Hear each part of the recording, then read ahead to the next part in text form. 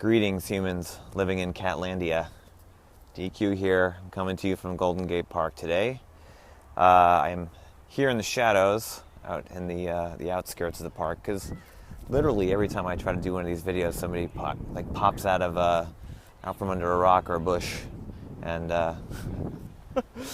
lurks. Too many lurkers in this giant park. So I came here to get a little spot to myself, so that I could recap today's consultation. So first off, check out my shirt. Kitty Decides, yo. If you are not familiar with Kitty Decides, go to kittydecides.com. Check out my girl Amy Roush. Did I say that right? I hope so. Check out her video for Kitty Decides, and if you're on a Virgin airplane, you're going to see the video in their lineup. Great video and a really great message. Kitty Decides. Oh my God, could it be any more perfect for what I do and the advice I give to my clients? This is definitely a shirt that I am going to wear to the point of disintegration. It's going to literally have to rot off my body. I like it so much. So thank you, Amy, for the shirt. I love this shirt because it's a fast and easy way for people to kind of get the point about cats. And today especially, I did a consultation for a client who had not a very unique problem, but one that takes a lot of surrender to deal with. So by surrender, I just mean giving up, trying to not be so in control of something, trying not to put your own best interests in front of what your cat may want. So what was our problem today? Well, my client had a cat who is catching mice out in the yard. She's really good at it. She brings home, a mouse or two a week. They're not dead. They're usually still a little bit wiggling around and stuff. So she's kind of, she's doing the pounce, kind of holding on to it, not really getting into the full kill bite just yet. So my client hired me to kind of get more information on why her cat does that. Number one, she's a new cat guardian, so understandable, and to figure out how to prevent it. So, here's a tough situation, because this is something a cat is pretty much on this planet to do.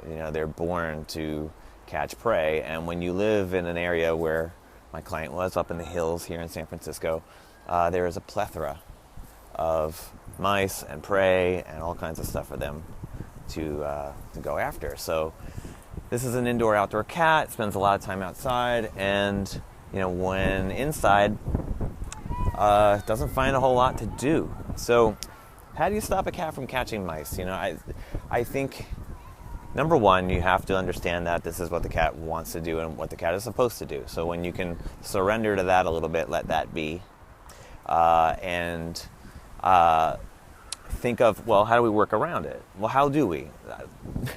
It's not that easy. The first thing I recommended for this client was to maybe give the mice a chance to get away. So a couple bells on the cat's collar make it really, really obvious that she's in the vicinity.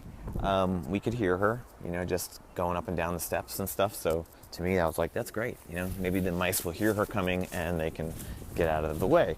I'm a proponent, or at least I support deterrence for mice, but not killing mice. I'm not going to tell people to put out traps or poison or any of those horrible things, because it kills and it's terrible. It's just a terrible way to suffer. And also your cats might eat poison, or mouse that has been poisoned. So there are hypersonic things you can install that have sound waves and repel mice, things like that.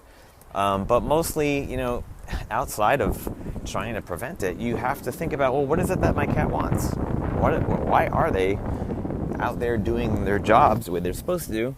Of course, innately. And what can I do to maybe replace that activity? So here's the hard and fast truth, is that if you are not playing with your cat, and you're not playing with your cat realistically, you're not giving your cat a chance to chase, kill simulated prey, or have opportunities to forage for their food. Hunting for food is a big part of a cat's day and activity, and 90% of you aren't doing that. You're just putting out that bowl of food and letting them pick at that all day. So Here we have a cat with a skill set, a skill, and skills should be exploited. That's kind of my motto, you know. If your cat's begging for food, or your cat's stealing food, or ripping open bags, or figuring out how to get food, you have a cat with a natural skill set to forage for food, so provide opportunities to do so. So, you know, I showed a lady how to be a mouse.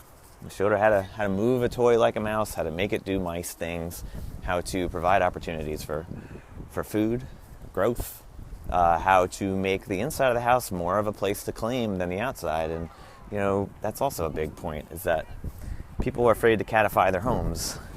And that's not, you know, I know when you think catification, you're thinking shelves and you're thinking vertical territory.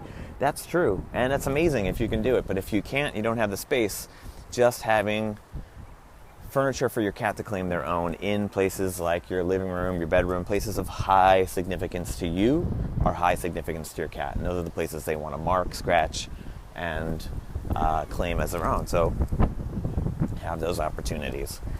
The moral of all of this is that you can't stop a cat from doing anything. Or at least you can't make them stop. You can figure out what it is that they want and work around them so that they think that they're doing things on their own and that they're getting what they want, you know, the way they want it. And that's really it. Kitty truly does decide. You don't decide anything. You are powerless in this situation. Surrender. Give up. Let it be.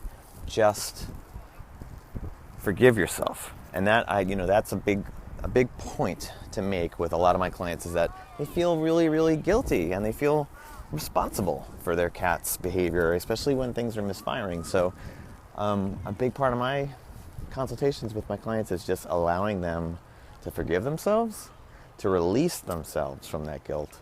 And once you feel like, oh shit, I really can't control this, it's kind of, it's relief. It's a big relief. You don't have to do anything. You just have to do, well, I shouldn't say you don't have to do anything. You have to do a lot. You have to do a lot more. You have to make the effort. But if you expect things to resolve on their own, it's not going to happen. So, folks, here it is. Kitty decides. You don't. And that's my message for you today. All right. I know this feels a little bit like deja vu. You've heard this before. You've heard all of me say these things before.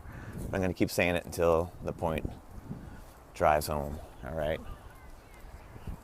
Take care, folks. Here's looking at you. Here's looking at Mew. I've got a class this Sunday, Living the Meow at Kitty SF. So hopefully you'll get a spot in that class, and we'll see each other. If not, Skype me.